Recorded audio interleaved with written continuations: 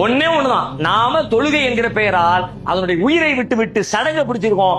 உயிர் என்னன்னு கண்டுபிடிங்க, உங்களுக்கு மன துன்பமே வர. எல்லாருமே தொழுகைங்கிறது ஒரு கடமை, அந்த கடமையை நம்ம முடிச்சாகணும். முடிக்கலாட்டி எல்லாம் கேள்வி கேட்பான், அல்லாஹ்வுடைய தண்டனைக்கு பயந்து அப்படிதான் தொழுகையை வச்சிருக்கோம். நீங்க மட்டும் தொழுகையுடைய உயிரை கண்டுபிடிச்சு அதுக்கு உயிர் கொடுத்து பாருங்க. தொழுகைன்னு சொன்ன உடனே உங்களையும் அறியாம உங்களுடைய உள்ளத்துக்குள்ள ஒரு புத்துணர்ச்சி மலரும், ஒரு சந்தோஷம் வரும். பாங்கு சத்தம் கேட்ட உடனே அல்லாஹ்வை சந்திக்க போகிறோம் என்கிற உணர்வு வரும். நான் தக்பீர் கட்டி நிக்கிற நேரத்தில் என் முகத்துக்கு முன்னாடி என் ரப்பு வந்து நிக்கிறான்.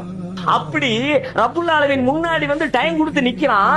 அந்த டைம் எனக்கு இனிமையா தெரியல, அது ஒரு பாரமா சுமையா தெரியுதுன்னா வேற ஒண்ணுமே இல்ல, தொழுகையுடைய உயிர் இல்லாத காரணத்தினால தான் இது. தொழுகையில உசுர கொடுத்து பாருங்க, என்ன ஆகும் தெரியுமா? சூரத்துல் பக்கரா 2வது அத்தியாயம் 45வது வசனம், வஸ்தஈனு பிஸ்ஸப்ரி வஸ்ஸலா, தொழுகையை கொண்டும் பொறுமையை கொண்டு நீங்க உதவி தேடுங்க. வஇன்னஹா லகபீரத்துன், அது பெரும் பாரமாக இருக்கிறது.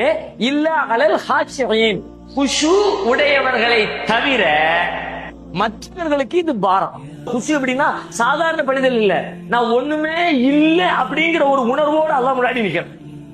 நீங்க குஷு ஓடி போய் நிக்கணும் அப்படின்னு சொல்லி சொன்னா சும்மா நான் தொலை போறேன்னு போய் நிக்க கூடாது.